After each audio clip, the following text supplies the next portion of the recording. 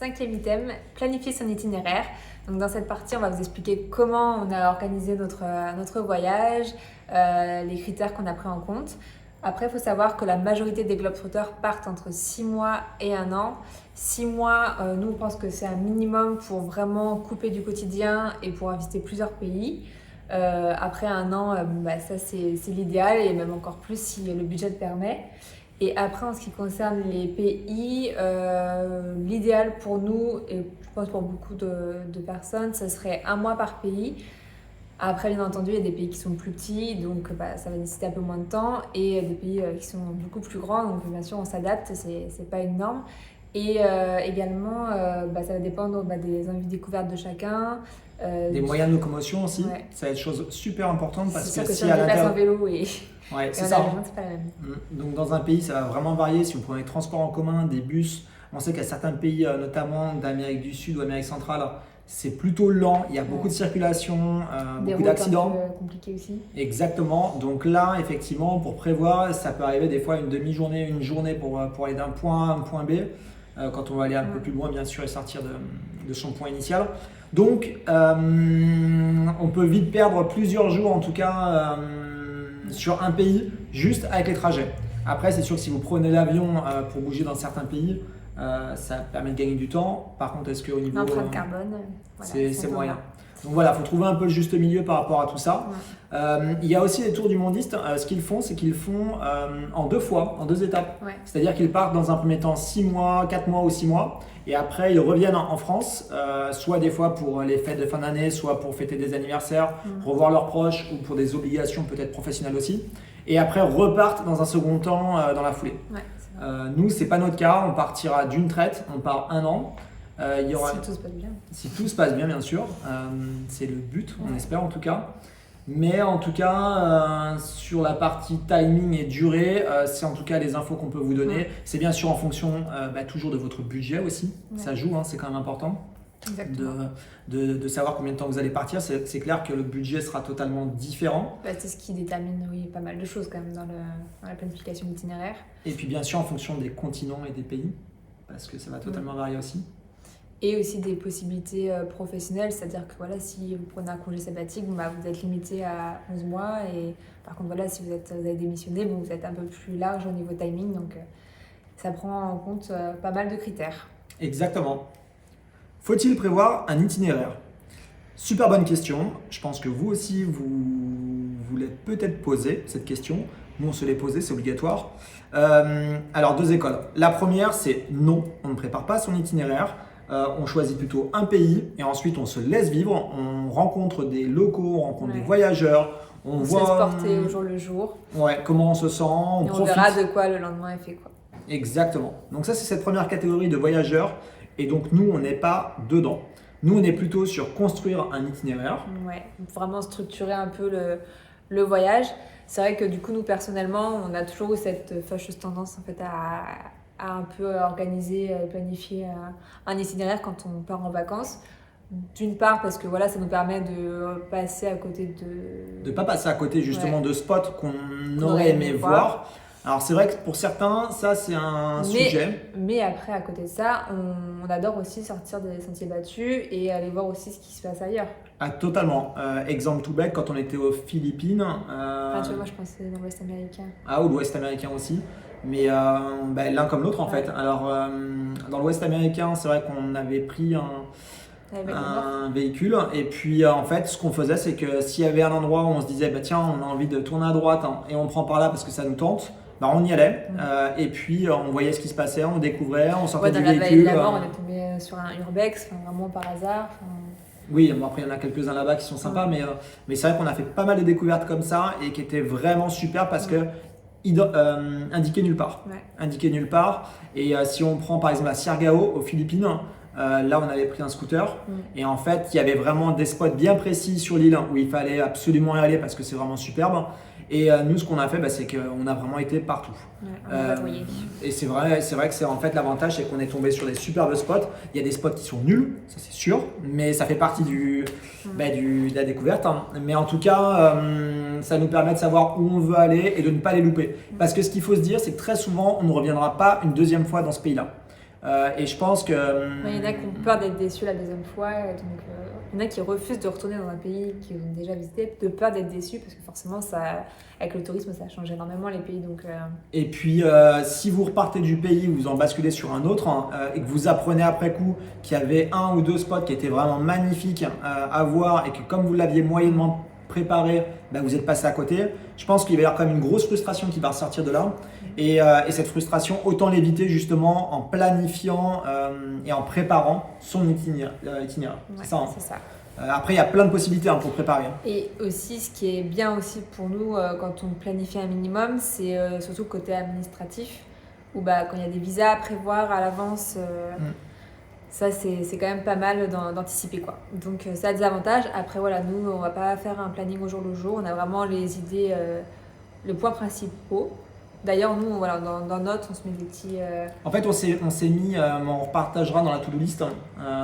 Je pense qu'on vous le partagera, en fait, notre to-do list de notre téléphone pour vous expliquer comment on fonctionne. Pas tout, parce que sinon, ils vont pas les payer. Non, on ne vous dira pas les pays, mais on vous expliquera comment est faite notre to-do list et comment on l'a organisée. Ça peut être intéressant et ça peut être un tips pour certaines ou certains, si ça peut vous servir. Donc voilà, c'est vrai que nous, on part du principe que notre tour du monde, ça sera une aventure et on sait qu'effectivement, avec le Covid, notre itinéraire sera amené à bouger. Donc voilà, on va aussi vivre un peu au jour le jour, mais avec quand même... donc on aura 50% de prévu et 50%, on se laissera porter par ce qui se passera. Tout ce qu'on peut anticiper, on l'anticipe. Vraiment, the place to be, on ira, c'est sûr. Parce qu'effectivement aussi, on veut profiter... sur place et pas passer notre temps à faire des recherches, à voir ce qu'il y a sur le pays et du coup si on le fait en amont, là on a le temps. C'est un bon point que tu dis parce que je l'ai vu quand même sur quelques stories de personnes sur Insta qui sont en tour du monde, c'est qu'en fait ils passaient des fois des après-midi ou même des journées à planifier la semaine d'après ou les journées qui arrivaient parce qu'en fait ils faisaient vraiment une fois sur place et certains l'ont regretté parce que en fait ils devaient préparer quels étaient les horaires et le temps de visite pour un spot, quel était le coût, comment il fallait faire pour s'y rendre, quels étaient les contacts à avoir, est-ce que c'était sur le bon trajet pour aller ensuite là-bas à un autre point B le lendemain. Donc tout ça, nous on préfère un peu l'anticiper et le préparer. De quoi faut-il tenir compte quand on prépare son itinéraire ? C'est vrai qu'il y a plusieurs choses à garder en tête quand on commence à préparer son itinéraire. Là, on va vous donner une petite liste non exhaustive des critères qui sont importants. Donc, il y a le sens du voyage. C'est vrai qu'afin de limiter au maximum notre empreinte carbone, il est important de penser logique quant au sens du voyage, que ce soit avec des billets d'avion achetés au fur et à mesure, comme ce sera notre cas, ou avec un billet de tour du monde. Après, il faut savoir que si vous optez pour un billet de tour du monde, vous serez obligé de choisir un sens à votre voyage, soit en direction de l'Est, soit de l'Ouest. Et avec un billet de tour du monde, vous ne pouvez traverser qu'une seule fois le Pacifique et une seule fois l'Atlantique. L'Atlantique, c'est ça. Donc ça, c'est... Sachant qu'en plus de ça, il faut quand même prendre en compte, c'est qu'avec le Covid, c'est pas évident du tout. Ils proposent encore des billets tour du monde, mais sincèrement, je crois que quasiment tous les voyageurs, en tout cas tous les tours du mondistes actuellement, ne prennent pas du tout cette option parce que s'il y a un pays qui ferme au niveau de la frontière ou autre, je sais que c'est catastrophique. Je sais que c'est vraiment catastrophique pour gérer ça à distance avec ce billet-là. Donc le mieux du mieux, et là nous-mêmes, ce qu'on peut conseiller, si vous êtes comme nous en train de préparer un tour du monde, c'est plutôt de choisir au fur et à mesure. Et du coup, vous aurez une plus grande liberté également. Alors oui, ça sera peut-être un peu plus cher. Mais après, vous prenez aucun risque de votre côté. Et puis même, c'est une sérénité qui sera vraiment importante. La difficulté des pays. Sujet super intéressant là aussi. Pourquoi ? Parce que quand on construit son itinéraire, c'est quelque chose sur lequel il faut savoir se pencher. Pourquoi ? Parce qu'en fonction, si vous avez des enfants, si vous êtes seul ou si vous êtes à deux, si vous êtes une fille par exemple qui part seule faire un tour du monde, c'est un point assez important pour lequel il faut se pencher. Ouais. Alors après, j'ai envie plutôt de dire attention quand même aussi à prendre du recul par rapport à ce que vous voyez et ce que vous lisez sur Internet. Il y a des fois des agressions qui sont très vite mises en avant sur certains pays. Nous-mêmes, si on prend le cas de la France, on a un pays où il se passe des choses tous les jours, que ce soit Paris, que ce soit Marseille, à Lyon, Lille, Strasbourg, Bordeaux, peu importe. Il y a des agressions partout. Donc dans tous les pays, c'est le cas. Et c'est vrai qu'on a des fois tendance à se focaliser sur un pays plutôt qu'un autre. Ce que nous, on peut plutôt dire, c'est que dans certains pays, c'est surtout dans les capitales où il y a un peu plus de dangerosité. Et après, il y a certains pays, par contre, qui sont plus difficiles et plus compliqués au niveau des accès, au niveau de la santé, au niveau des soins. Oui, ça va être ça aussi, la pauvreté extrême, du coup, qui peut aussi favoriser en fait des agressions. Faut aussi prendre du recul, c'est que l'instabilité politique. Enfin, il y a plusieurs facteurs en fait qui sont à prendre en compte quand on va dans un pays. Et c'est bien de le savoir aussi avant d'y mettre les pieds, quoi. C'est ça. Alors, bien sûr, ça n'empêche qu'un pays que vous avez planifié où il ne se passait rien et quand vous allez y aller, il peut se passer des choses, ça c'est sûr. Mais c'est vrai qu'autant, on va dire, essayer de faire attention à ce que vous souhaitez faire. Mais comme on disait aussi au tout début, c'est tout dépend dans quelles conditions vous partez en tour du monde. Ça changera complètement. Nous, c'est sûr qu'avec notre fille, il y a certains pays où on a dû se dire, ok, là on n'ira pas, c'est peut-être un peu trop limite, on aurait été que tous les deux, on l'aurait tenté. Mais là, on est une famille maintenant. Ouais, donc on fait un peu plus attention, mais c'est vrai que qu'il y a un minimum, un hôpital, s'il se passe quoi que ce soit, un accident ou une maladie qui se déclenche, et quand on sait que dans certains pays c'est extrêmement compliqué, ou alors c'est à 400-500 km et c'est vraiment dans le fin fond, dans la pampa. On se dit, est-ce que ça vaut vraiment le coup de tenter? Donc ça, nous, on l'a éliminé. Par contre, pour d'autres voyageurs, comme vous peut-être, j'ai envie de dire, il y a des pays comme ça qui sont des fois magnifiques. Ouais. Donc c'est vrai qu'avant de partir, c'est bien de jeter un coup d'œil sur diplomatie.gouv. Ouais, diplomatie.gouv, c'est le gouvernement français en fait qui met à jour, alors c'est vraiment quotidien, ça c'est vraiment top, tous les pays au monde sur différents items, que ce soit au niveau de la partie sécurité, politique, Covid également. Vous avez toutes les informations qui sont vraiment tenues à jour avec les différentes règles qui sont appliquées dans le pays au moment où vous souhaitez y rentrer. Et également, une fois que vous êtes dans le pays, c'est bien de vous inscrire sur Ariane pour être alerté en cas de crise lors d'un voyage à l'étranger. Ouais, s'il se passe quoi que ce soit, on a eu le cas quand on était aux Philippines, on a dû s'inscrire sur Ariane parce que c'était le tout début du Covid et on avait besoin d'être tenu informé de ce qui se passait dans le pays. Et puis ça permet aussi, chose importante, au gouvernement français d'identifier quels sont les Français qui sont dans ces pays-là. C'est ce qui leur permet tout de suite, s'il y a une crise politique, exactement, de pouvoir anticiper. En gros, il faudra 2, 3, 4, 5 avions parce qu'on a un minimum de 2000, 3000 Français qui sont sur place. Ils pourront vous contacter parce qu'il y a également vos coordonnées, vous laissez votre adresse mail et votre numéro de téléphone. Donc là aussi, on vous le conseille, c'est gratuit bien sûr, ça coûte rien. Il y a l'application qui se télécharge aussi sur votre téléphone et puis au moins de temps en temps, vous jetez un œil pour voir s'il ne se passe pas quoi que ce soit dans un des prochains pays où vous allez aller. On va aussi tenir compte des climats. C'est vrai que pour les pays que nous avons décidé de traverser, nous avons utilisé le tableau avec les saisons idéales données par le planificateur à contresens. Donc c'est une application qu'on a nous utilisée pour justement planifier notre itinéraire et ça permet effectivement d'éviter d'aller dans un pays pendant la saison des pluies. Donc voilà, on sait à peu près quel climat on aura tout au long de notre voyage, quoi. Si vous ne connaissez pas le site internet, en fait, à contresens, ce sont des tours du mondistes qui l'ont créé il y a pas mal d'années maintenant et qui l'ont amélioré petit à petit. Et dessus, ils ont mis la liste de tous les pays avec l'aide également, je crois, de voyageurs et puis de certains retours qu'ils ont eus. Et petit à petit, ils l'agrémentent. Et puis, c'est ce qui vous permettra de pouvoir justement planifier votre itinéraire avec différentes possibilités, notamment en fonction de l'argent, en fonction du climat, comme là on vient de dire. Et c'est ce qui vous permettra effectivement de savoir dans quel pays vous pouvez aller tel mois et inversement ne pas y aller. Vous verrez que des fois ça peut être très frustrant parce qu'il y a 2 pays que vous vous êtes mis vraiment sur votre itinéraire.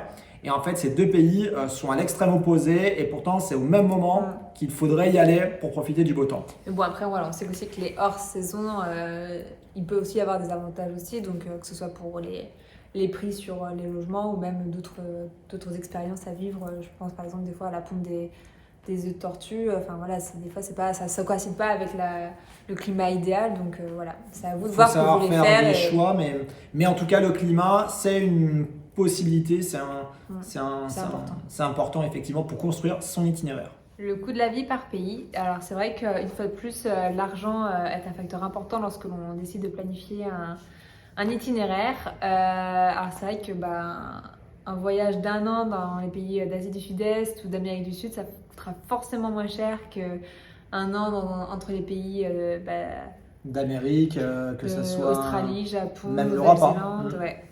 Donc forcément, voilà, on sait que le budget, c'est un facteur important lorsqu'on décide de partir un an et c'est là où il faut faire des concessions, quoi. Pour vous donner aussi un tips, ou même 2 tips par rapport à ça, parce que c'est vrai que si vous planifiez en fonction de votre budget, comme nous et comme quasiment tous les tours du mondiste, il y a le site À Contresens qu'on a cité tout à l'heure, qui propose également une répartition en fait des dépenses moyennes par pays. Comme ça vous permet effectivement de savoir en gros par exemple, je vais dire une bêtise, qu'au Chili ça vous coûtera à peu près par personne 47 €, quelque chose comme ça. Et ça va être pour chaque pays. Ça vous permet de savoir déjà si vous pouvez y aller et si oui aussi combien de temps. Parce qu'il y a peut-être un pays où vous souhaitez absolument y aller, mais vous n'allez pas pouvoir y rester trop longtemps parce que le coût de la vie est assez important. Et inversement, des pays qui sont beaucoup plus faibles en termes de coût de la vie, vous allez peut-être profiter justement de ça et y rester plus longtemps et découvrir tout le pays de fond en comble. Bien sûr, en fonction des continents, comme on le disait, ça varie totalement. Dans les plutôt continents où c'est assez cher et plus élevé, il y aura l'Europe, il y aura l'Amérique du Nord, l'Océanie, très cher, même si c'est fermé actuellement, d'ici peu ça devrait réouvrir, mais c'est effectivement le coût de la vie est quand même plus élevé. Après ça, on a, alors il y a l'Afrique qui est partagée en deux. Il y a une partie de l'Afrique qui est quand même assez chère, notamment partout où il y a du safari. Ouais, c'est ça.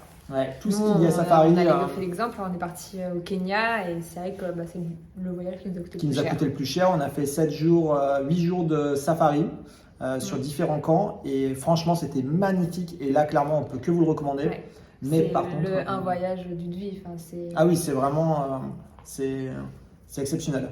Mais par contre, c'est sûr que ça coûte très cher. Il y en a d'autres pays comme ça en Afrique où c'est assez cher. Et inversement, il y en aura d'autres où le coût est beaucoup moins élevé. Et après, il y a l'Amérique du Sud et l'Amérique centrale qui est un peu divisée un peu en deux. Il y a certains pays où quand même maintenant le coût de la vie est quand même plus cher. Et il y a quand même une particularité. Il faut savoir quand même que pour beaucoup de personnes qui faisaient des tours du monde, il y a quelques années, avant le Covid, c'était essentiellement l'Asie. Beaucoup partaient sur l'Asie et l'Océanie. C'était vraiment ce côté-là qui était très visité. Et depuis le Covid, et justement beaucoup de pays d'Asie qui ont fermé, il y en a beaucoup de tours du monde qui sont partis en Amérique du Sud et en Amérique centrale parce qu'eux étaient ouverts. Donc c'est des pays qui en fait ont vu émerger beaucoup de voyageurs ces derniers temps. Je suis pas d'accord. T'es pas d'accord? Non. Alors vas-y, dis-moi pourquoi. Pour moi, avant même le Covid, l'Amérique du Sud, ça a toujours été très pourvu pour les tours du mondiste. Alors pas autant justement, ils en parlent beaucoup. Si, c'est ce que je disais sur le site Tour du Mondiste. On n'est pas d'accord. Sur le site Tour du Mondiste, je crois qu'ils en parlaient. Je l'ai même vu sur un autre dossier que j'ai lu, je sais plus où. Donc j'ai plus l'info pour te le confirmer et te montrer que j'ai raison. Mais l'Amérique du Sud justement est devenue un peu plus visitée par les tours du mondiste alors que c'était pas autant le cas avant parce que des fois ils préféraient des pays qui coûtaient quand même beaucoup moins cher. On vous donnera les preuves ou je vous donnerai les preuves dès que je les ai. Voilà, en tout cas c'était pour la partie coût de la vie. Prendre le temps lors d'un tour du monde, ça s'anticipe. Ça s'anticipe sur la préparation d'un tour du monde et de son itinéraire. Pourquoi? Parce qu'en fait, on a souvent tendance à vouloir visiter le maximum de pays. Une bucket list en fait qui est énorme et qui est beaucoup trop grosse pour un tour du monde. C'est vrai que nous en fait en tant qu'Européens, on a tendance à partir en voyage sur 2 semaines, sur 3 semaines. Et en fait, cette habitude-là, je pense qu'il faut se l'enlever. Quand vous partez faire un tour du monde, vous avez 1 an. Et c'est pas parce que vous avez 1 an et vous êtes habitué à visiter un pays en général sur 1 semaine ou sur 2 semaines qu'il faut garder le même rythme en tour du monde. Sachant que nous, pour notre cas, c'est vrai que quand on part en vacances, limite on revient plus fatigué qu'avant de partir. Mais c'est la bonne fatigue. Parce que voilà, on n'arrête pas, on veut voir le maximum de choses. Et là, ce qu'il faut qu'on se dise, c'est qu'on va partir 1 an et il faut pas que ce soit une course contre la montre. Justement, on décide de faire partir 1 an, c'est pour faire une parenthèse dans notre vie et pour aussi couper et prendre le temps. Et ça, c'est important. Et c'est vrai qu'il y a beaucoup de tours du mondiste qui avaient comme regret en fait d'avoir planifié trop de pays. Et en fait, c'est vraiment le conseil qu'ils donnent, c'est vraiment soyez raisonnable dans les listes de pays que vous allez faire. Ce qui n'est pas évident parce que ça veut dire que ça diminue également dans votre liste de favoris des pays. Mais ça sera important pour la qualité et l'appréciation durant votre tour du monde. Donc, le petit conseil, on prévoit L'idéal, comme on disait au départ, c'est à peu près 1 mois par pays. On dit à peu près parce qu'il y a des pays où clairement, si vous y êtes 3 semaines, c'est suffisant. Et d'autres, il va falloir un peu plus qu'un mois. Donc voilà, on va dire une petite dizaine de pays, je pense. Ouais, exactement. Les attentes de chacun, si vous partez à plusieurs, alors c'est vrai que c'est une étape qui peut être un peu compliquée lorsque l'on part à plusieurs, enfin à 2 ou à plusieurs. Il faut se mettre d'accord et généralement chacun a ses attentes bien particulières, sa petite liste personnelle, ses immanquables, sa bucket list. Et donc là, en fait, on va vous donner un peu notre conseil pour savoir comment on procède justement pour ce choix de pays extrêmement important. Tout à l'heure, ce que tu disais, c'était intéressant parce que si on est à 2, bon, là, ça va être le cas parce que c'est pas Thaïs qui va choisir les pays. Si par exemple on avait des enfants qui avaient 12, 13, 14, 15 ans, c'est quelque chose que j'ai lu sur d'autres voyageurs. Faut également les faire participer à ça. Pourquoi? Parce qu'en fait, il ne faut quand même pas oublier. Ils sont concernés par le voyage aussi. Vous allez partir 1 an ou peut-être moins ou peut-être plus avec eux. Et en fait, ils vont vraiment être H24 avec vous et ils vont faire tout ce que vous allez faire vous aussi. Donc je pense qu'à un moment de temps, il faut aussi les faire participer à l'organisation, à la préparation, au choix. Leur donner aussi envie, parce qu'en fait, en choisissant les pays, vous allez leur expliquer pourquoi peut-être vous, ce pays-là, vous attire. Et ça peut être intéressant aussi d'avoir aussi peut-être leur ressenti et peut-être leurs envies, parce que peut-être qu'ils auront une vision d'un pays qui va vous donner en fait envie à vous et qui vient pas de vous en fait. Donc ça, c'est juste le petit aparté, parce que nous, c'est un peu différent quand on n'est que des adultes comme ça. Bon ben voilà, vous vous mettez d'accord ou pas, mais en tout cas, c'est vrai que dans un premier temps, en fait, pour pas s'éparpiller, c'est vrai que on a commencé par chercher de l'inspiration, c'est-à-dire qu'on a énormément lu, on a aussi pas mal parlé en fait avec nos amis qui avaient voyagé, les pays qu'ils avaient préférés. Ça, c'est le premier conseil qu'on peut vous donner. Tous vos amis qui sont partis en voyage, posez-leur des questions. Où est-ce que tu as été? Ok, qu'est-ce que tu as fait? C'est quoi ton ressenti? Après, attention aussi, une personne qui a visité que 2 pays dans toute sa vie va souvent avoir tendance à dire c'était un super voyage. Et puis on n'a pas forcément aussi les mêmes envies. Et les mêmes attentes. Oui, les attentes. Mais ça, c'est un point qui est super important. Par contre, quelqu'un qui a fait beaucoup de voyages, là, ça va être intéressant parce que si vous le connaissez bien, vous allez leur demander pourquoi tu as choisi. Enfin, t'as préféré tel voyage. Oh, j'ai du mal. Mais pourquoi fin de journée. Exactement, c'est la fin de la journée. Et ça, c'est super intéressant. Et puis après, ça peut vous donner des envies ou pas en fonction de ce qu'ils vont dire. Donc ça, c'est les avis. Après, les livres. D'ailleurs, on en a plusieurs. Enfin, c'est vrai qu'on en a lu plusieurs. Qu'on avait déjà avant pour certains qu'on nous avait offert à Noël. Et d'autres qu'on a racheté après. On va pas tous vous les montrer. Non, et quelques-uns. Là, c'est vrai qu'on a l'omniplanète Le Monde, donc c'est écrit à l'envers, mais c'est Le Monde. Et du coup, ça recense tous les pays du monde. C'est vraiment un abrégé en fait des livres uniques. Hop là, on peut mettre, il y a vraiment la carte, pays, c'est en général 2, 3, 4, 5 pages par pays, c'est vraiment peu, mais ça peut vous donner en tout cas c'est un avant-goût déjà pour après acheter le livre plus complet du pays, quoi. Exactement, mais déjà au moins vous saurez si, quels sont les pays qui peuvent vous intéresser ou pas. Donc c'est la petite Bible. Ouais, exactement, parce qu'il est quand même faire. Il y a le Où partir quand, donc vous connaissez peut-être. Il y a la deuxième version qui est également sortie, c'est toujours par Lonely Planet. Là, celui-ci. Il n'y a pas tous les pays, ça reprend quand même une grosse partie des pays. Et dedans, en fait, c'est en fonction du climat, des expériences qu'il y a à voir, enfin voilà, des festivals ou autres. En fait, c'est classé par mois de l'année. Donc ça commence au mois de janvier, c'est pas plus simple que ça. Et en fait, au mois de janvier, ils vous font toutes les recommandations en fait, des pays à visiter dans ce mois-là.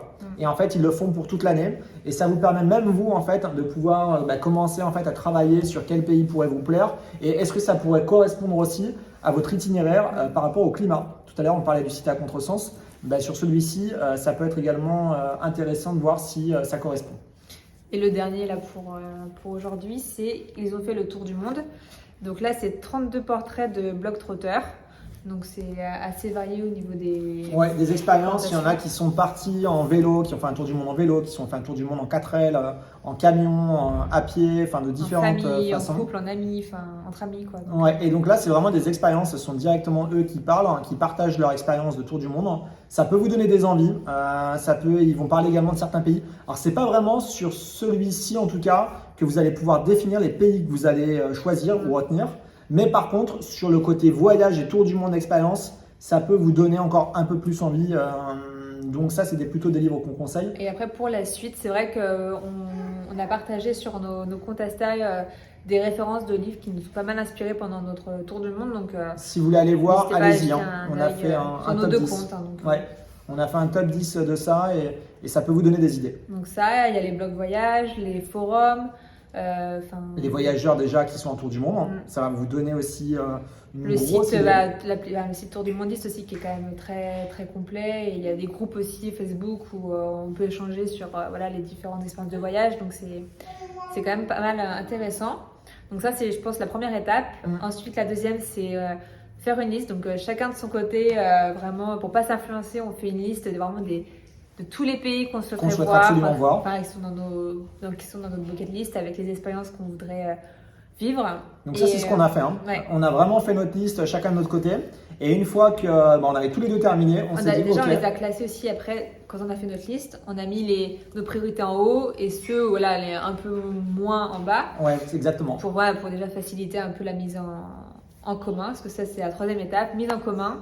Donc là, une fois que chacun avait fini sa liste, on a confronté nos envies. Et après, la dernière étape, c'était éliminer des pays. Le choix. Donc là, c'était l'heure des négociations.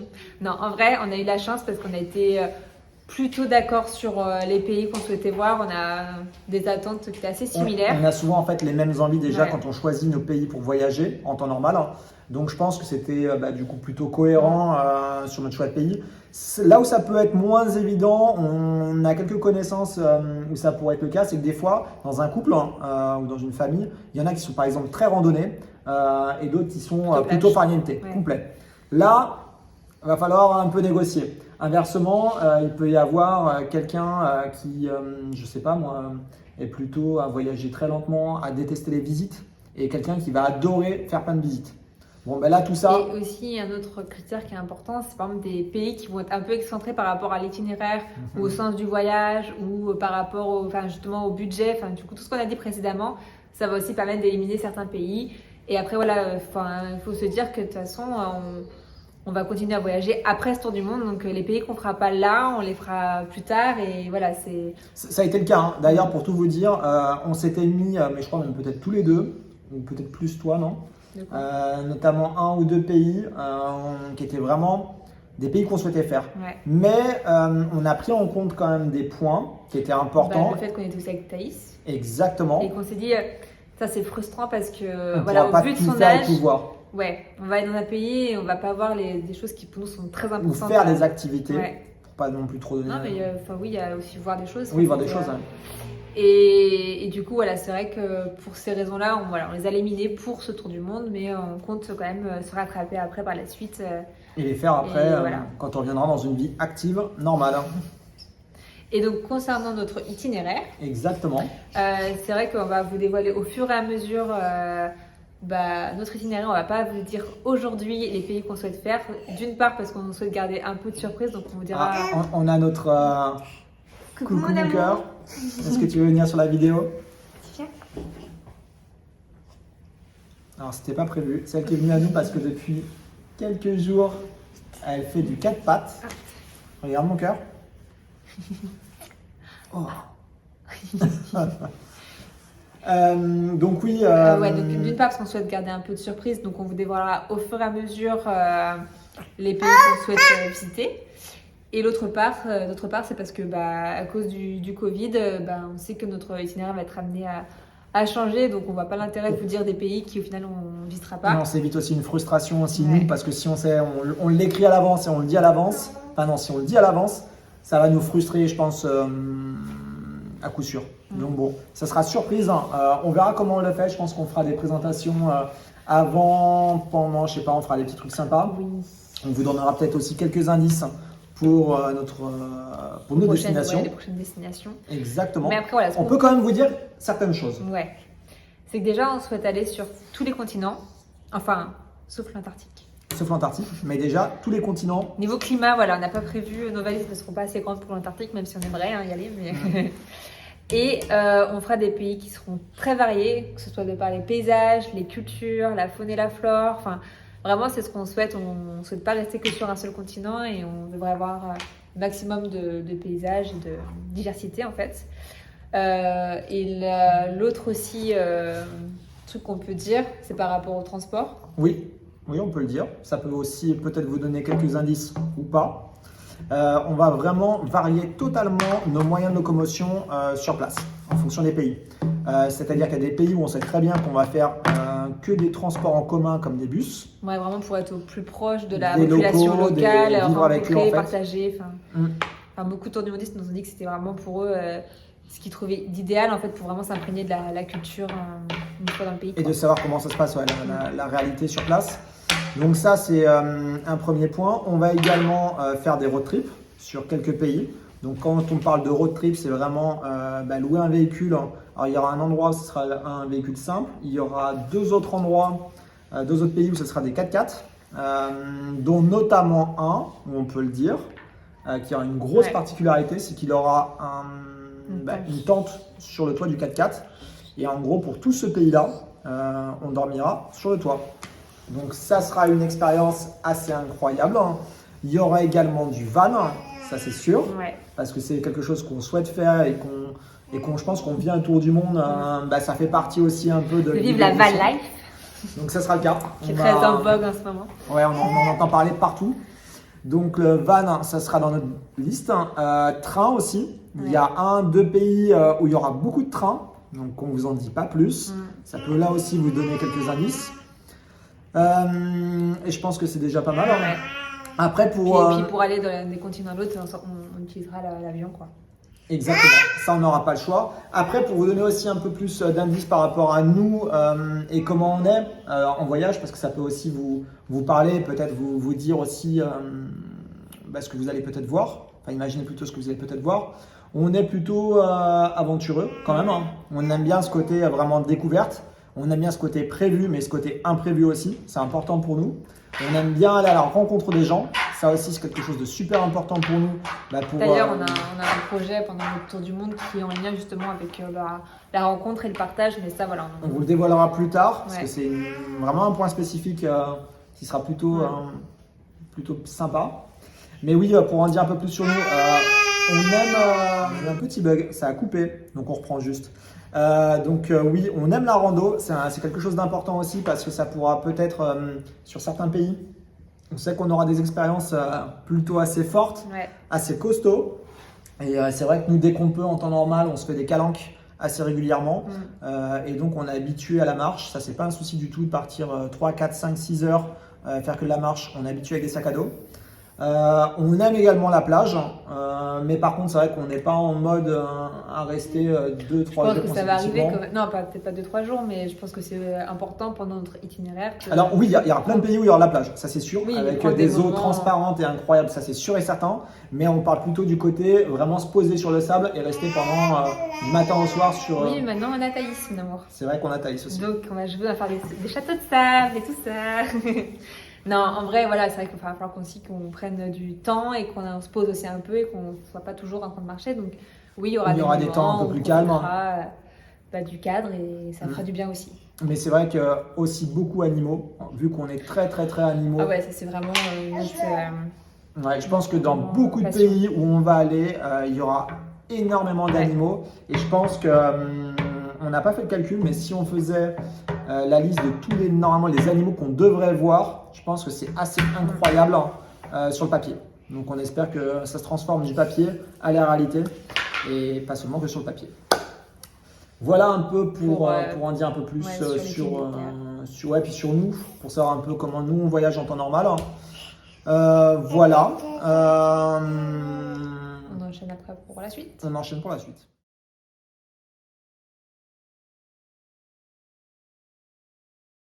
Donc là, c'est le moment où maintenant on va vous expliquer comment on l'a annoncé à nos proches. Ouais, 6e item, l'annonce à nos proches. Exactement. Alors, on va le découper en 2 phases. Il y a la première phase où on l'a d'abord annoncé à nos amis du Sud, puisqu'on habite à Marseille, pour rappel. Et en fait, ce qu'on a fait, c'est qu'on a organisé un repas chez nous. C'était à la fin de l'été, c'est ça? Ouais, à la base, c'était pas du tout pour annoncer. En fait. C'était pas du tout pour annoncer, parce qu'à la base, on voulait plutôt le garder pour nous, le tour du monde, et vraiment attendre que tout soit totalement concret, écrit, vendre de l'appart, tout ça. Et puis au final, on s'est dit, on va quand même le partager parce que c'est quelque chose qui est tellement fort qu'on a envie aussi de partager, d'avoir aussi le ressenti, je pense, de nos amis, et puis leurs conseils, parce que peut-être qu'ils auront eu des conseils bienveillants. Non, puis c'est vrai que maintenant, on mange autour du monde, on vit autour du monde, on dort autour du monde, donc oui, c'était partie de nos vies aussi en ce moment, donc c'était aussi important de pouvoir échanger aussi avec eux. C'est ça. Donc ce qu'on a fait, c'est qu'on a fait une grande tablée chez nous, avec nos amis du Sud. Et puis de là, en fait, on leur a annoncé. En fait, voilà, ils sentaient qu'il y avait un truc et donc on a craché le morceau. On leur a dit que voilà, on partait faire un tour du monde, du coup cette année. Et c'est vrai qu'on a eu un peu toutes les réactions. Pour beaucoup, en fait, ils sont pas du tout étonnés, nous connaissant. Pour eux, c'est même normal. Ça nous a fait assez sourire, même d'ailleurs, quand ils l'ont dit. Mais en gros, là-bas, c'était je le savais, c'était sûr. C'était soit ça, ou soit vous partiez vivre à l'étranger définitivement. En fait, c'était l'un ou l'autre pour eux. Et parce qu'ils nous connaissent tellement, on est vraiment ce côté vagabond. C'était pas le mariage, c'était pas le bébé, parce que on vient d'avoir Thaïs, donc il y avait beaucoup moins de choix. Mais ouais, non, ils ont super bien pris. Tous nous ont totalement poussés, encouragés à le faire. On a tout leur soutien. Après, bien sûr, il y a aussi les amis qui sont un peu tristes de nous voir partir parce que on va leur manquer. Mais c'est pour normal. mieux revenir. Voilà, ça reste bienveillant et voilà, on sait qu'on se retrouvera après. Et donc là, on profite à fond avant de partir. Et c'est vrai qu'aussi, chose importante, c'est que nos amis d'ici connaissaient aussi la situation et par exemple connaissaient moi ce côté où j'avais vraiment besoin aussi de couper complet par rapport à mon travail. Et c'est vrai que pour eux, en fait, tout ce contexte, ils se sont dit, vous avez totalement raison, toutes les planètes sont alignées, on en parlait au début de la vidéo, mais c'est exactement ça, tout était tellement réuni que si on ne le faisait pas maintenant, en fait, c'était jamais. Ouais. Donc voilà, l'annonce à nos amis s'est passée comme ça. Et après, on l'a annoncé à d'autres amis petit à petit en fonction de là où ils habitaient parce qu'on a des amis un peu partout en France. Donc il y en a certains pour qui ça a été au téléphone, il y en a pour qui on a eu par message ou d'autres qu'on a annoncé en direct aussi là-haut, du côté du Mans. Et puis nos parents. Là, c'est quelque chose dont vous peut-être un jour vous allez devoir passer par là ou pas. Et je pense que notre appréhension, c'était quand même plus nos parents. Ouais, totalement. Mais encore plus parce que maintenant, il y a Thaïs et qui sont grands-parents. Et on sait que déjà, d'une part, on n'habite pas du tout à côté de nos parents. C'est-à-dire que mes parents sont au Mans. Mes parents sont en Savoie. Et donc, le fait de se dire qu'on allait partir un an et qu'ils n'allaient pas voir leur petite fille grandir, en fait, c'était pour nous, on savait que ça allait être quelque chose qui allait être compliqué pour eux. Donc on appréhendait et donc on a attendu vraiment le moment où... On souhaitait déjà être avec eux en physique et surtout pas l'annoncer au téléphone, en visio ou autre parce que c'est pas quelque chose qui s'annonce comme ça en tout cas de notre point de vue. Donc ils sont venus tous les 4... C'était en octobre. Ouais, d'ailleurs il y avait mes frères aussi qui étaient là. Oui, il y avait ces 2 frères qui étaient présents. Ouais. Et on leur a annoncé, alors c'est vrai qu'au début on ne savait pas comment lancer le sujet, comment dire les choses. Et puis en fait, c'est venu sur un repas le soir où on a justement parlé de l'avenir et parlé de notre projet, de ce qu'on souhaitait faire. Et puis en fait, c'est assez marrant parce qu'on avait anticipé en fait leur réaction et certainement ce qu'ils allaient penser de ça. Et au final, on avait juste. Ouais, on avait bien vu. Ta maman, toi, tu savais, tu disais, c'est sûr.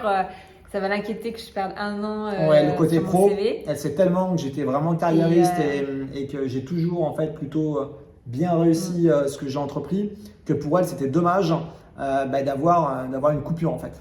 Donc direct ça a été son point. Ouais. Toi, ma mère au début elle disait pas grand chose et puis après forcément quand on a titillé un peu sur le fait qu'elle verrait pas Thaïs, les larmes ont coulé et voilà, c'est la maman, c'est une hypersensible, hein, elle est comme moi et donc ça c'était la réaction qu'on avait imaginée. Ce qui est totalement compréhensible parce qu'effectivement d'être éloignée, en tout cas de ne pas la voir en physique pendant quelques temps, sachant qu'en plus elle vient souvent dès qu'elle peut pour la voir et nous voir. Et nous, dès qu'on peut aussi. Mais après, voilà, elle nous a dit qu'effectivement, on avait totalement raison et que. On n'a qu'une vie, hein. Voilà. On n'a qu'une vie. Et si on peut, faites-le en fait. Si vous pouvez, faites-le. Donc, non, pour ça, voilà, après, elle nous encourage fortement à le faire. Et après, concernant mon père, moi, c'est vrai que mon père, il est quand même très porté sur il faut une sécurité, que ce soit une maison, enfin avoir une maison, un travail. Donc on appréhendait aussi un peu ça. Et là on se sépare de tout. Hein. On se sépare du travail, on se sépare de la maison et on et part dans au final, l'insécurité. en fait, il a été rassuré parce qu'il a vu que toutes les questions qu'il nous posait, on avait une réponse. Il a vu qu'on était préparés, qu'on n'était pas. On savait en fait ce qu'on voulait faire et qu'on partait pas non plus sur un coup de tête. Et qu'on avait anticipé avoir un budget aussi pour le retour, enfin quand même une sécurité parce que voilà, on part quand même avec Thaïs et on va rentrer avec Thaïs. Donc ouais, ça c'était, ça l'a rassuré. Ouais. Et puis ton père, ça a été tout de suite super content pour nous. Il n'a pas forcément eu d'appréhension et c'est le premier qui justement a exploré son. A dit vraiment, mais c'est génial comme projet, hein. Bravo. Donc oui, hein, c'est vrai que en plus c'est pas du tout quelque chose comme on disait tout à l'heure de leur génération. Ouais. Donc on était vraiment super contents de leur réaction. Et une fois que c'est passé, on a un poids en moi là dans le ventre déjà, c'était un peu. On a pu respirer un peu plus et puis mes frères, eux, j'ai un frère qui est assez qui est grand voyageur, aventurier, pareil. qui est grand voyageur pour le coup. Donc lui, forcément, il adhère complètement au projet. On peut même dire ce qu'il a déjà fait. Parce qu'il est parti vivre au Canada pendant 2 ans. Il est parti faire un trek. C'était dans le désert, au Maroc, dans le désert du Maroc. Il a fait le GR20, il a fait le tour du Mont Blanc. Là, il va partir dans le nord, en Norvège. Ouais, dans le nord de la Norvège, vraiment. Ou la Haute-Finlande, je sais plus. Où il fait moins 20, moins 30. Avec un froid extrême. Où c'est coupé du monde total. Et en fait, dormir dans la neige. En mode Mike Horn. Exactement. Donc lui, pour lui, c'est juste exceptionnel ce qu'on a décidé de faire et nous encourage à 200%. Et Alexandre, pareil. Et ton autre frère également, lui, est super content pour nous. Donc voilà, tout est vraiment bien réuni, tout s'est très bien passé au niveau des annonces et maintenant et en fait, savez. Voilà, ce qu'il faut vous dire, c'est que comme on disait précédemment, en fait, dans les contraintes qu'on avait que vous pouvez aussi avoir par rapport aux amis et à la famille, vraiment vos amis et votre famille vous souhaitent que votre bonheur, donc c'est de la bienveillance, hein. Vraiment tous les points qu'ils vous diront, c'est de la bienveillance et qu'ils pensent à vous. Il faut être vraiment ouvert d'esprit et accepter aussi leurs questionnements, leurs doutes et plutôt les rassurer plutôt que vous de vous braquer en fait.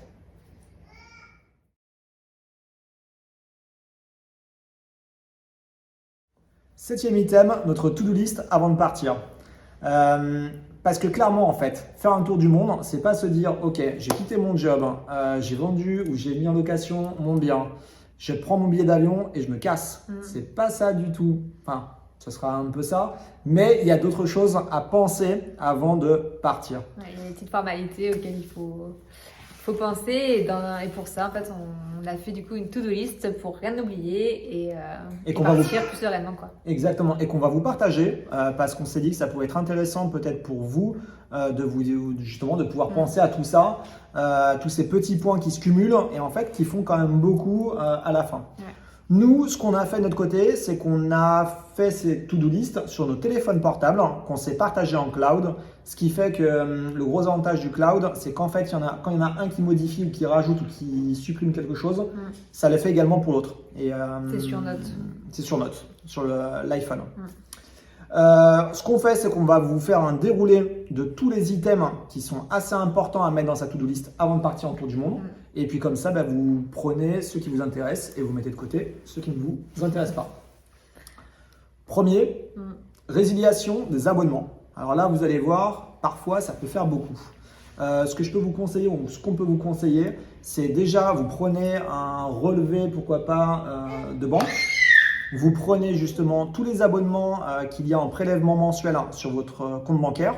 Et déjà, ça vous permet d'identifier quels sont vos abonnements. Ça peut être du téléphone portable, ça peut être l'abonnement Internet, ça peut être des abonnements, pourquoi pas, à des journaux, à des magazines, à Canal+, à Amazon. Enfin, il y a plein d'abonnements possibles.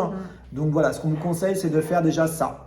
Pensez aussi aux abonnements que vous pouvez avoir directement sur votre téléphone portable. C'est vrai que nous, sur l'Apple Store, on a certains abonnements qui sont directement prélevés via Apple. Donc, c'est un peu différent des abonnements qu'on a à côté. Donc, ça aussi, allez checker. Peut-être des applications dont vous ne servirez pas en tour du monde. Pensez à les résilier avant de partir. Résilier aussi sa mutuelle, c'est important, sachant que quand vous allez partir en tour du monde, il y aura l'assurance voyage qui va prendre le relais. Donc ça ne sert à rien de garder votre mutuelle pour votre départ. Pour ce qui est de l'assurance voyage, on fera une prochaine vidéo où on vous expliquera tout ça plus en détail. Mais voilà, déjà juste pensez à résilier votre mutuelle avant de partir. Ça fait des économies non négligeables, vous verrez.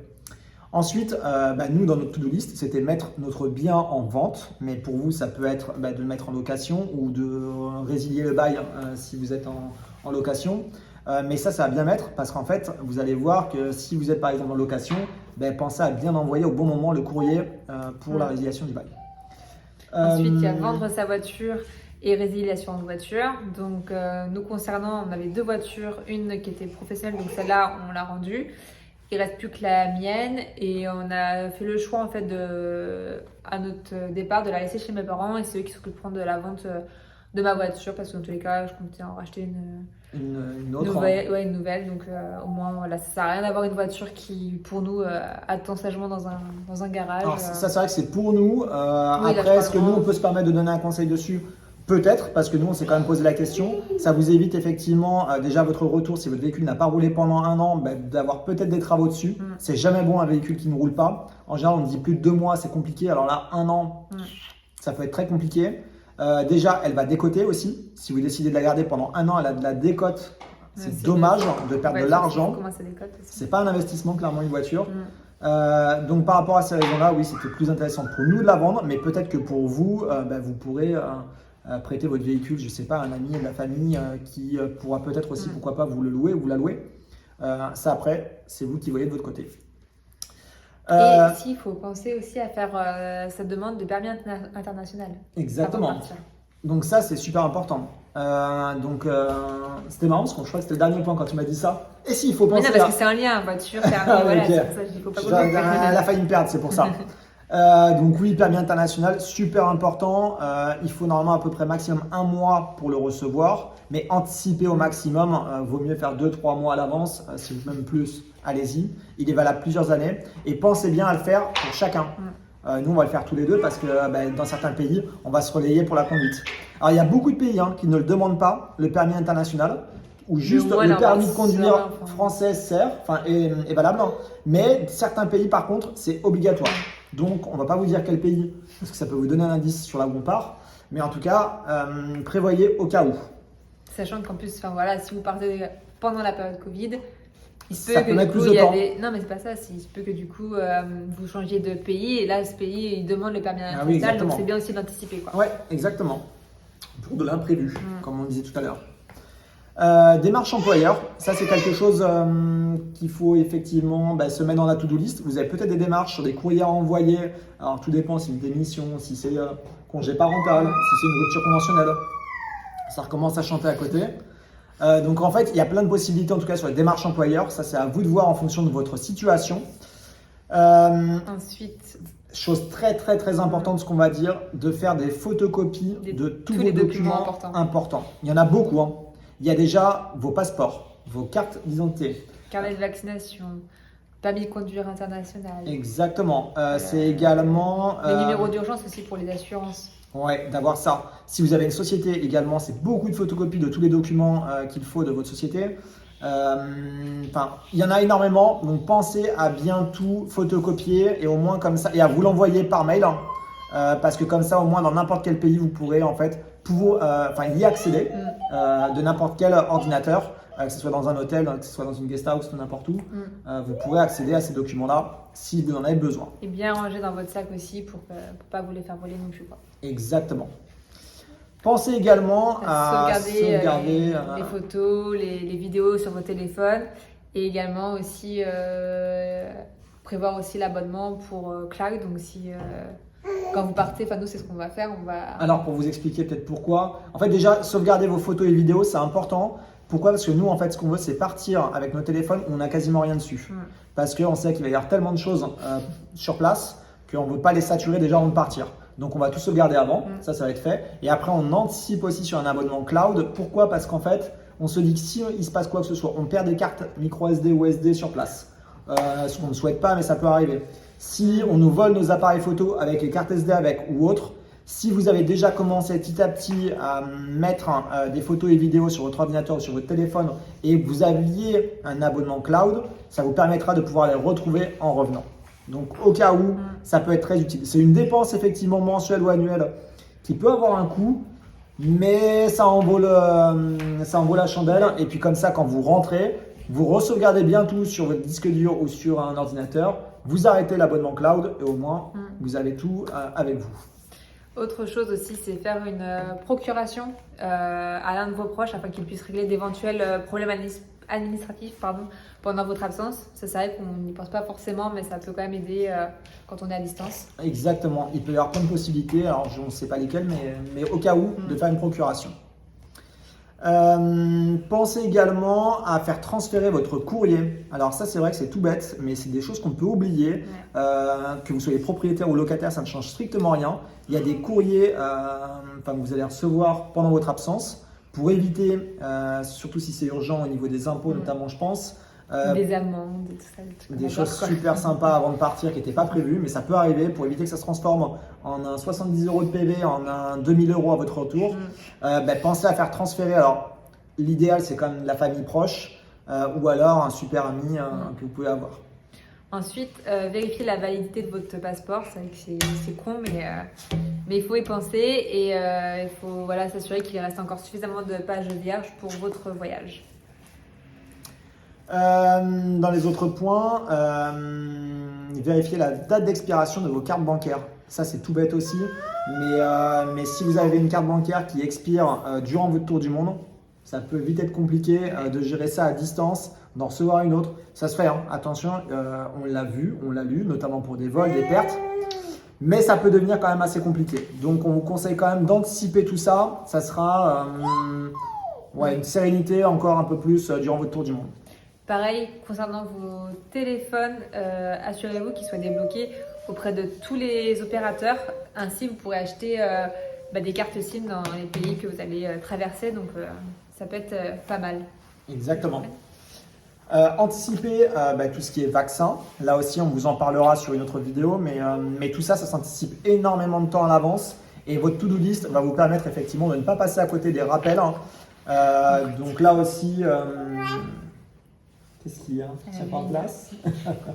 Donc, effectivement, pensez à bien tout noter dans votre to-do list. Important aussi, on fera une vidéo spécialement sur ça, on l'avait dit, sur le matériel. Mais ce qu'on a mis dans notre to-do list, c'est tout le matériel qu'on souhaitait pour le tour du monde pour pouvoir l'acheter en amont et le tester. C'est important de pouvoir le tester avant de partir. Pourquoi? Parce qu'on a vu des tours du monde des fois qui achetaient du matériel et du super matos. Et en fait, arrivé une fois sur place, ils perdaient des fois un mois d'utilisation dans le pays parce qu'en fait, ils commençaient à le découvrir. Et il y avait des choses qu'ils découvraient sur place, des techniques qu'ils ne comprenaient pas, des questions qu'ils avaient besoin de poser. Mais le SAV à distance, avec un coût à la minute qui pouvait être assez élevé dans les pays étrangers, pas évident.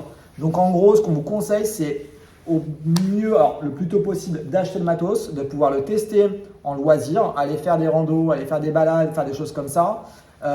Essayez de trifouiller un peu tout, faites des montages photos, vidéos aussi, voir si pour vous tout roule et si tout roule au niveau du matériel. Et si c'est le cas, dans ce cas-là, vous êtes prêts. C'était pour la partie to-do list. Il y en a beaucoup de points qu'on n'a pas cités, mais on vous a quand même dit tous les principaux. Si vous avez tout cela, je pense qu'on est quand même pas mal. Et après, nous, ce qu'on fait, c'est vrai que dans nos notes, donc on a plusieurs dossiers. Bon, tu fais quoi, Thaïs? Allez, un petit quatre-pattes. Ah non, pas ici. Attends. Donc oui, tu disais, on a un petit dossier. On a plusieurs dossiers par pays. Donc, où du coup, dedans, on note tout ce qu'on souhaite faire. Par exemple, on a aussi un dossier santé, vaccination. On a un dossier... sur le dossier pays, tu peux peut-être en reparler parce que c'était intéressant. En fait, ce qu'on a fait, c'est qu'une fois qu'on s'était mis d'accord sur tous les pays qu'on souhaitait visiter, on s'est créé en fait, toujours dans Notes, mais je pense que c'est pareil avec Android, vous pouvez le faire aussi, un fichier par pays. C'est ce que je viens de dire. Non, mais c'était pour aller un peu plus en détail. J'ai dit la même chose. Hein. Non, mais j'ai pas fini. Okay. Dans cette fiche par pays, vous pouvez en fait découper soit par ville ou soit par secteur géographique. Parce que le pays, il est grand. Nous, ce qu'on a fait, c'est qu'on l'a découpé par nord, sud, ouest et est. Tout ce qu'il y avait à faire dans le pays. De là, en fait, on a mis toutes les choses qui étaient vraiment inconditionnelles et qu'on ne voulait pas louper. Pareil, s'il y a des super restos, des super hôtels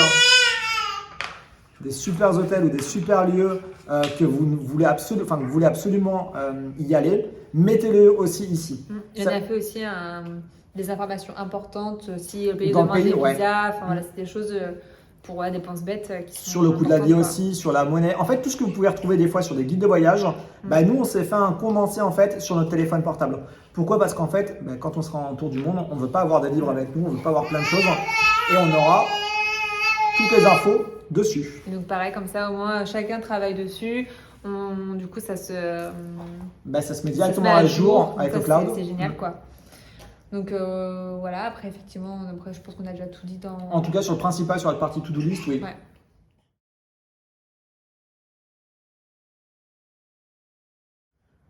Huitième et dernier sujet, la communication sur les réseaux sociaux.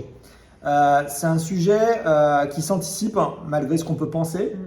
Pourquoi? Parce qu'en fait, déjà, il faut que vous puissiez maîtriser ces outils-là, que vous les téléchargez, que vous commenciez un peu à jouer avec. Nous, de notre côté, on en a sélectionné, on va dire 3, où on va plutôt communiquer dessus, et même surtout 2, on va beaucoup communiquer dessus. Le premier, c'est Instagram. Instagram va nous servir pour, bien sûr, les stories, partager notre quotidien en temps réel. Donc là, il n'y aura pas de décalage normalement en fonction des pays là où on sera. Ce sera vraiment pour nous suivre au jour le jour. Bien sûr, on va éviter de vous inonder de photos et de vidéos. Le but, c'est pas que vous polluez avec ça et que vous mettiez 10 minutes, un quart d'heure tous les jours à regarder nos stories. On imagine qu'il y a d'autres personnes que vous suivez. On imagine aussi surtout que vous avez une vie tout court. Donc voilà, ça on fera attention à ça. Après, on va publier aussi des photos donc sur la partie publication Instagram. Photos et réels. Photos et réels. On en fera quelques-uns aussi en fonction des pays. Les publications, c'est pas sûr qu'on en fasse tous les jours. Je sais que beaucoup disent que pour l'algorithme de Instagram, il faut publier une photo tous les jours, il faut faire ça, ça et ça. Nous, on ne rentre pas forcément dans ce cadre-là. Pour ceux qui nous suivent actuellement, vous voyez un peu comment on fonctionne. On a envie de publier quand on a envie de publier. Peut-être qu'effectivement, on va toucher des fois moins de monde. C'est pas grave. On n'est pas à la course au nombre de likes ou au nombre d'abonnés. Plus il y en a, c'est intéressant parce que ça crée une communauté, ça permet d'échanger également et même nous d'avoir en fait des retours qui sont intéressants et pertinents. Mais en soi, c'est pas notre attente numéro 1 de se dire super, on a eu 500, 600, 700 j'aime. Ça va rien modifier en tout cas à notre tour du monde et à ce qu'on va vouloir en tout cas vous transmettre et vous donner, vous partager. Donc ça c'est le premier point important. Ce qu'on fera également, c'est que sur Instagram, on mettra à jour les guides. C'est quelque chose qu'on n'a pas encore utilisé. Qui peut être super intéressant, c'est-à-dire qu'en fonction des pays, des villes où on sera et des activités qu'on fera, on vous fera des guides par pays ou alors peut-être par ville en fonction de là où ça sera, ça dépend de nos voyages. Et on vous partagera un peu tout ce qu'on a fait avec les conseils, tous les tips, les coûts également, parce que c'est intéressant d'avoir tous ces éléments-là. Et si un jour vous êtes amené à partir en vacances dans ce pays-là, vous aurez juste à tout récupérer et à prendre. Et ce qu'il faut savoir aussi, c'est qu'on aura 2 comptes Instagram. Exactement. Parce que d'une, on a envie chacun de publier nos stories, nos photos et on ne veut pas créer de désaccords et de conflits. Donc on a anticipé en avance, c'est-à-dire qu'on n'est pas forcément d'accord parfois sur les contenus. Donc au moins chacun gère son compte. Donc voilà pourquoi vous pouvez nous suivre et à la fois donc, sur ton compte. Épicurieux, qui est également le nom de la chaîne YouTube. Qu'on a créé spécialement pour le tour du monde. C'est-à-dire qu'en fait, effectivement, il n'y a pas de photos d'avant parce que sur les photos d'avant, en fait, moi, j'avais déjà un compte Instagram normal avec tous mes amis, tous mes proches perso. Et puis là, je me suis dit que c'était bien de pouvoir créer un compte spécifique pour le tour du monde. Et après, il y a ton compte à toi que tu avais déjà avant et que tu vas continuer. Mais qui est vraiment dédié sur le voyage. Exactement. Il n'y a que ça. C'est With Love and Travel.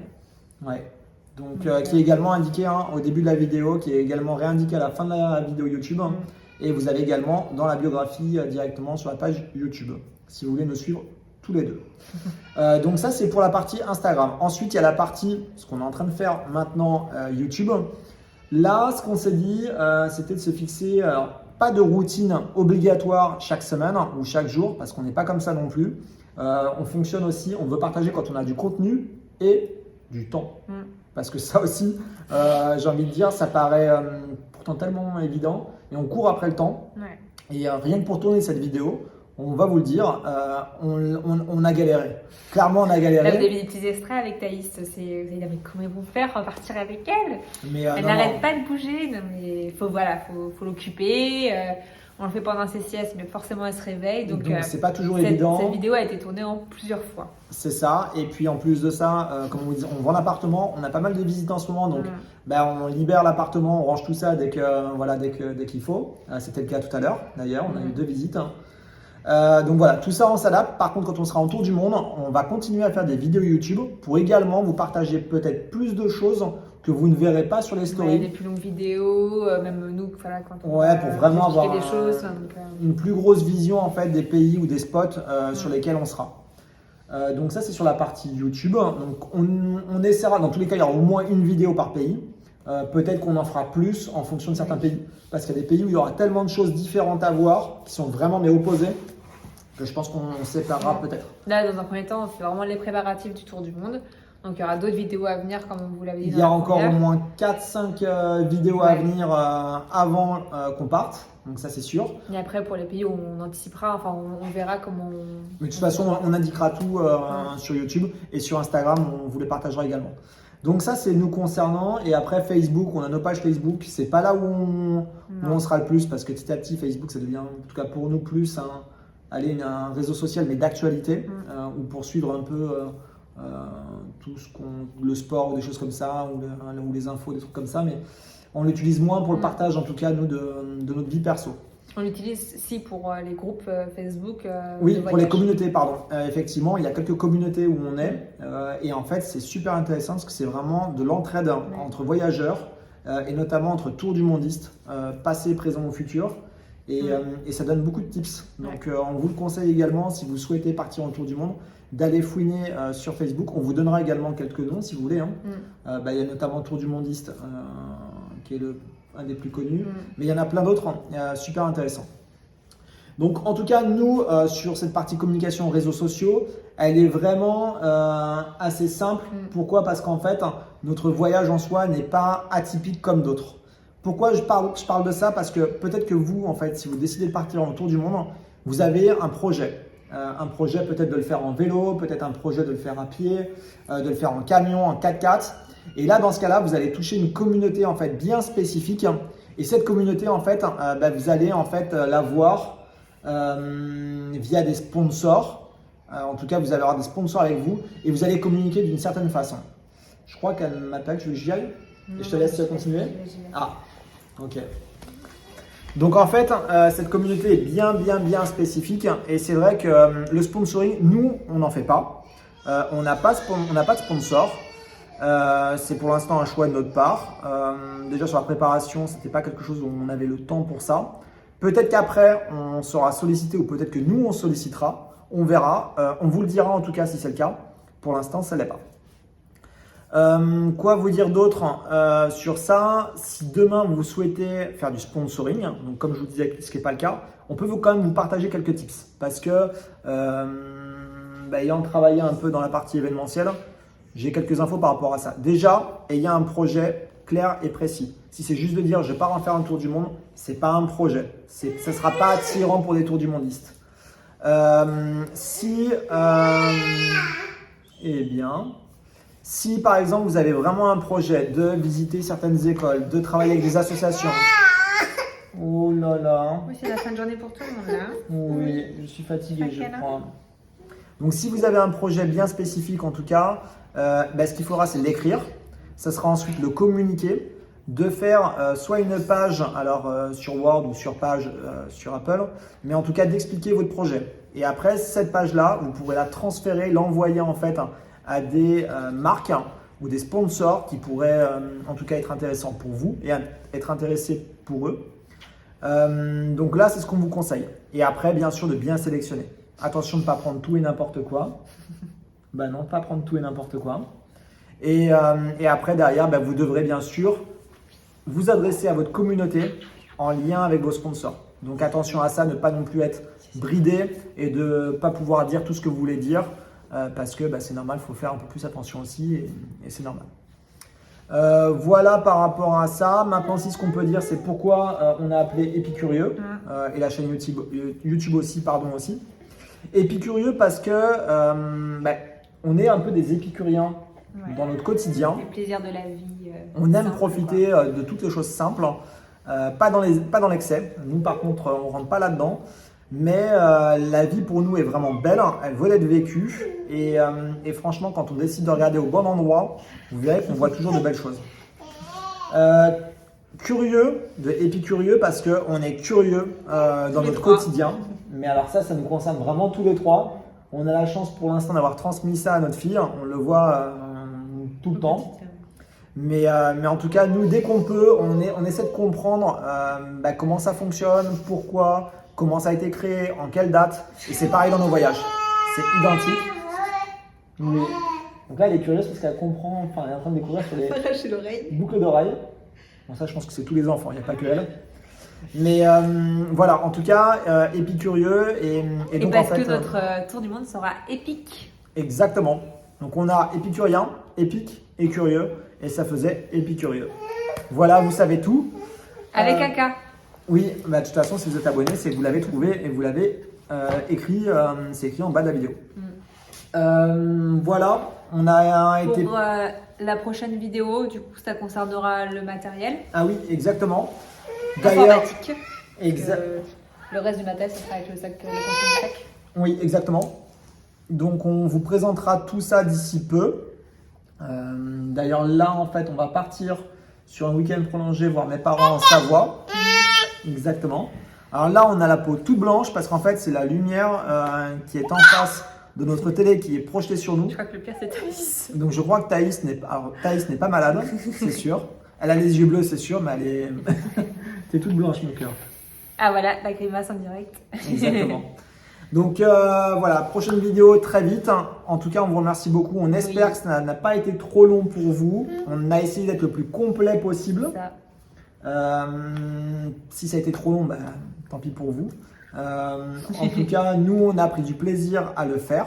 On l'a fait en plusieurs fois parce que ça n'a pas été évident de pouvoir enchaîner tous les sujets et en ayant un temps aussi complet pour ça.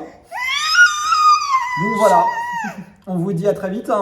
À très vite et puis n'hésitez pas à nous suivre sur YouTube et sur Instagram pour continuer à suivre nos aventures. Et n'hésitez pas, si vous avez des commentaires, à les laisser ici, ça nous fera très plaisir de pouvoir y répondre. Si vous avez apprécié la vidéo, aussi de nous le dire parce que c'est vrai que ça nous permet en fait de pouvoir continuer et de continuer sur cette lancée. Et inversement, s'il y a des choses que vous aimez moins, vous pouvez le dire, il n'y a pas de souci aussi par rapport à ça, on ne va pas tirer la tête, on ne va pas bloquer les gens. T'as ce qui fait du bruit et tout. Ça c'est normal, là par contre on est d'accord, ça fait du bruit. Mais en soi, c'est ce qui nous permettra aussi de nous améliorer et de vous proposer du contenu différent. Parce qu'après quand on sera en tour du monde, là c'est sûr que ce ne sera pas le même décor, ce sera un décor un peu plus sympa. On sera un peu plus bronzé, pas avec le teint blanc de la projection de la télé. En maillot de bain, pas avec nos pulls. Exactement.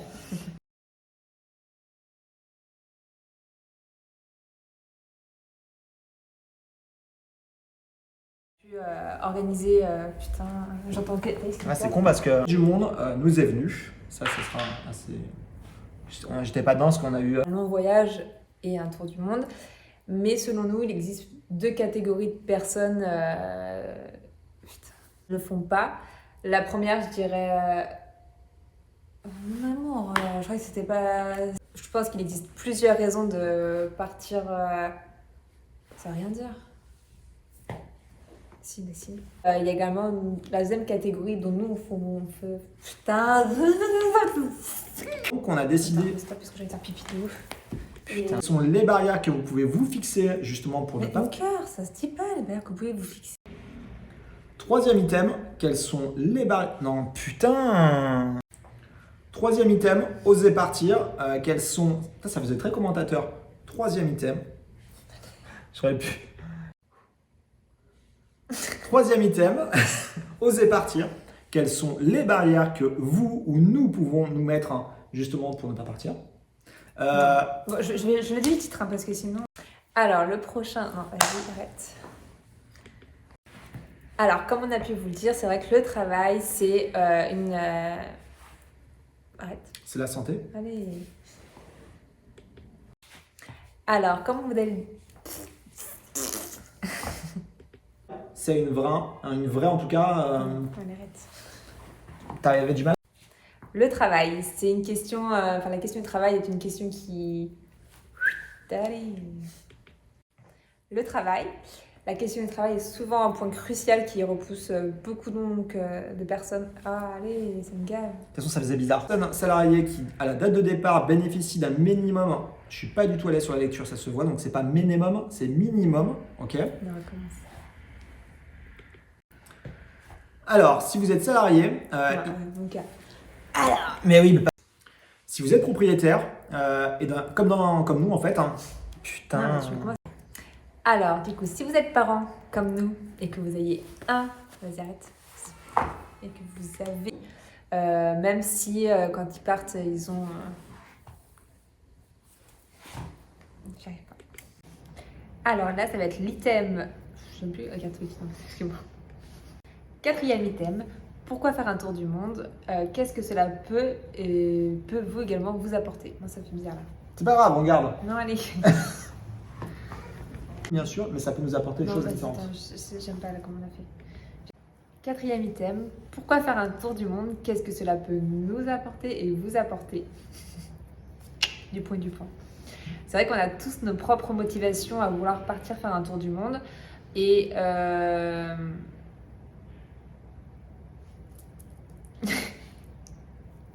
allez, vas-y, remets. 4e item, pourquoi faire un tour du monde? Qu'est-ce que cela peut nous et vous apporter? C'est vrai qu'on a toutes nos propres... Non mais mon cœur, vas-y. En fait, ça m'énerve quand tu fais ça fait des raisons qui nous prouvent que la... Putain... Pouvoir vous expliquer quelles sont les raisons qui font qu'un voyage, un tour du monde... Putain... Pour voir des lieux magnifiques également. C'est vrai qu'on n'a pas du monde que l'on rêve de voir. Pendant, voilà, quand on prend... Quand même une chose qui est sûre, c'est que notre argent, on n'emmènera pas... Oh, j'ai du mal. De toute façon, personne n'est immortel. Ou alors on ne sait pas encore. Ou alors personne ne nous le dit. C'était nul. Pour donner du sens à sa vie, c'est vrai qu'il y a une chose qui est sûre, c'est qu'on est tous mortels. Ou alors, on ne sait pas encore. Mais oui, pourquoi, putain? Mais, cette phrase, ça peut être une super expérience et ça peut vous métamorphoser. J'ai du mal à le dire celui-là, métamorphoser. Tu voulais dire quoi? Tel un papillon. Tel un papillon? Ça veut rien dire. Ah ok, ah oui, bah oui, bien, ok, d'accord, j'ai compris. Bon, c'est pas grave. Donc oui, effectivement, ça peut vous transformer. On va dire ça plutôt, ça va vous transformer et vous allez revenir différemment. Et inversement, ça peut être aussi votre vie professionnelle où vous ne vous retrouvez plus et le fait de partir va peut-être vous donner, je ne sais pas quelle heure il est, ça avance en tout cas. Mais pour donner du sens à sa vie, c'est vrai que c'est quelque chose qui peut en tout cas vous permettre, vous, de prendre énormément de recul, de justement... vous posez des questions. Non, putain, je suis en train de réfléchir. Une liste. C'est incroyable. Putain, c'est deuxième école, qui du coup n'est pas la nôtre. C'est plutôt. C'est qui est la nôtre? Qui est la nôtre? Non, mais là. Pardon, je ne sais plus où est-ce qu'on a été. C'est quel âge?